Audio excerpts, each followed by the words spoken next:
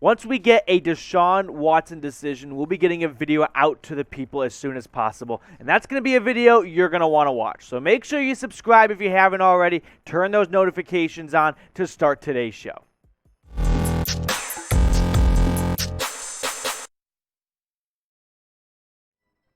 Today's Cleveland Browns Report by Chat Sports is presented to you by Aura, an all-in-one digital safety tool that keeps yourself, your wallet, and your loved ones protected when you are online. Start that 14-day free trial right now at aura.com/chatsports. I've got the link in the comments and the description of today's video. We'll tell you more about their awesome services later on. But let's dive into today's show, which, you guessed it, is all about Deshaun Watson. We're going to put a bow on the Deshaun Watson news and probably the last big report we get for a little bit of time. So, Watson's 3-day hearing with arbitrator Sue Robinson wrapped up on Thursday yesterday, and we will not have much progress really until post-July 11th, because that's when the written briefs are due from both sides. So there will be a bit of a lull here between now and July 11th, and then some point after that, before training camp, we will get a conclusion on this. Now, there is a sense of optimism from Watson's camp following these hearings over the last 3 days. Let's look at some of the details that emerged from these hearings. ProFootballTalk, our good friend, our best friend, Mike Florio, had a very good article talking about Watson's hearings. And he had some key takeaways I want to share with everyone.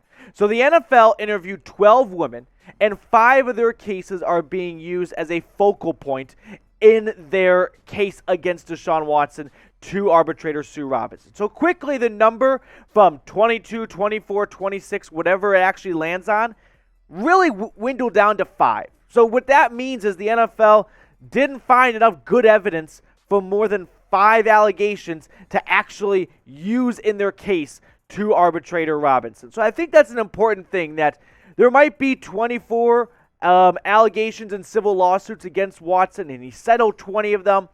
But it's really the number 5 that arbitrator Robinson is looking at. All right, that's key number 1. That's step 1 right there. Step 2, the NFL's case, by the way, had no evidence relating to any sort of violence, physical threats, force, or coercion. All right, so this is not about any of that stuff right there. This is about a violation of the personal conduct policy and sexual misconduct, okay? This is not about sexual assault or any sort of physical threat or violence. That's not a part of the Watson hearing. That was not what the NFL was making in their case to Robinson.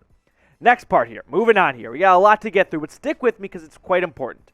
All right. The NFL, by the way, admitted that their goal of getting an indefinite suspension and seeking a 1-year suspension against Watson is unprecedented.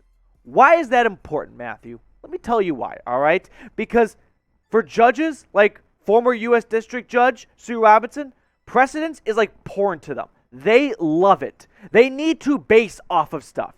And this is the first case under the CBA where you've got a player who's meeting with the arbitrator for a violation potentially of the personal conduct policy, and you don't have a precedent of that or an indefinite suspension to this magnitude.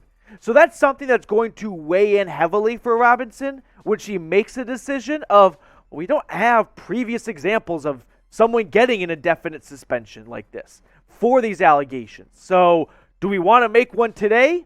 I don't know, Jim. All right. Final quick note that came from Mike Florio and ProFootballTalk about the Watson hearing. The NFL admitted that they investigated Robert Kraft. Remember when he got some HJs in Florida before the AFC Championship game? And they imposed no punishment. Huh. So you're telling me that the NFL did an investigation, found probably some bad stuff, and decided we're not going to punish Robert Kraft. You better believe that the NFLPA is going to be throwing that at Robinson and the league, saying you have to be fair. If you're not going to punish the owners, I'm not saying suspend owners. God, could you believe Robert Kraft suiting up? That's something no one wants to see. But if you're not going to hold the owners, who are, by the way, just under the personal conduct policy just as much as the players, how is that fair and equal? Right, that is going to be a huge piece of it, or that probably was a huge piece of ammunition that the NFLPA used in defending Watson. That nothing happened to Robert Kraft. Why are we going to see punishment for the players and not for the owners? Now, I want to ask this question before we get more into today's show. Do you think Watson's going to play week 1? I have spoken before on the show that I think it's going to be in the 6 to 8 game suspension range. But the optimism that came out of this, and we'll look at more in just a second, wow, week 1 may be more attainable than I thought, say, a week ago. Give me a Y for yes or an N for no. We've got more on the latest Deshaun Watson hearing news in just a second. But Aura is our proud sponsor today, and they have a wide net of awesome benefits for you guys. Financial fraud protection, which means, let's say your credit card gets compromised. Well, the hacksters, they won't be able to run up a bill on your card, so you can stay protected that way. You don't want your identity taken because that happens to millions of Americans every year. Shout out to Dwight Schrute. Don't be one of those people. Do not be a statistic in that column. Plus, online and device security and family plans. So let's say you have some youngsters who use your phone or your iPad to play games, and they're like, yeah, I want to buy more whatever it is on whatever app they're playing. Well, now your credit card information is exposed and could be hacked and compromised. Aura is offering the Dog Pound a 14-day free trial. Start that right now at aura.com/chatsports. I want to show you guys a quick note from Mike Florio's article, by the way, which he put out earlier today about the Deshaun Watson hearing, saying there's a distinct sense of optimism for Watson emerging from the 3-day disciplinary hearing before Judge Sue L. Robinson, based on the quality of the evidence submitted by the league in support of its quest for a minimum suspension of 1 year. Florio would go on to say, if Watson doesn't receive a significant suspension, there will be a strong negative reaction from some. However, there's a distinct chance that Judge Robinson's decision will fall far short of the outcome the NFL wants, which is an indefinite suspension of at least 1 year. Are we looking at 8 or less games all of a sudden, right? Is Robinson, because I know there's going to be a big public outcry if it comes out and it's not a full year suspension, but we looked at the facts of the NFL is not submitting 24 allegations to the judge. They're not. They're taking 5 cases and has no use of any sort of physical violence or threat or anything of that nature, which is a key difference. All right, it's a very important thing that may get lost in the mix here. So all of a sudden, could this be something where Robinson goes, you know what? You guys, the NFL, you botched your league, you botched your case. You did not submit a good presentation of why this player should receive an unprecedented suspension, and you also haven't been holding your owners to the same level of accountability like your players. I also want to go back in time really quickly and revisit the NFL leaks, because to me, that showed panic. Why would the NFL leak something that's going to piss off Judge Robinson if they were confident that they would get a 1-year suspension without the leaks?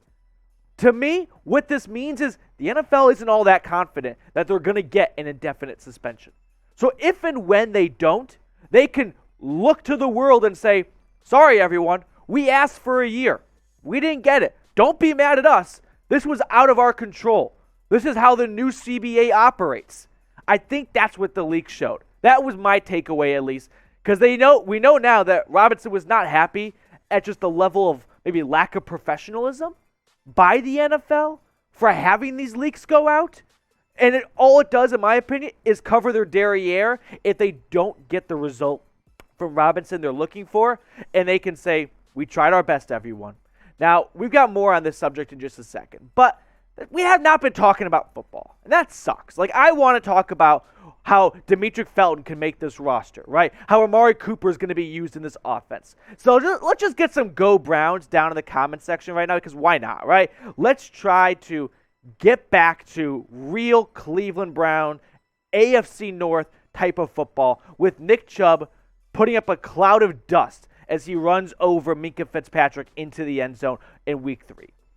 I want to also, now we got to go back to the not fun section here. Some key takeaways I want you guys to part with from today's show and the Watson hearing. A decision is going to come sometime between July 11th and 27th, right? The written briefs are due by July 11th, Training camp starts on the 27th. That's when we're going to get a decision.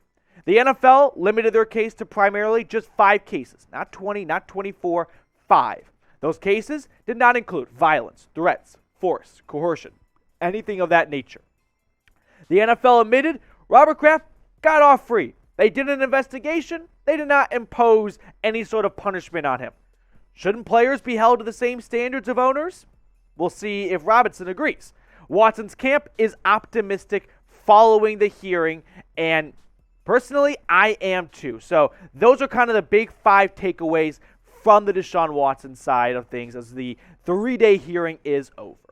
I want to wrap up the show with a very different type of, coverage we've got going on right now. But I want to wish everyone a happy Bobby Bonilla Day, right? Every July 1st, the Mets superstar gets $1.19 million. And it's bizarre, right? It's going to be, let me get my notes out here because I don't want to get it wrong. In 2000, the Mets agreed to the buyout with Bonilla, and they are paying him installments of basically $1.2 million every July 1st from 2011 to 2035.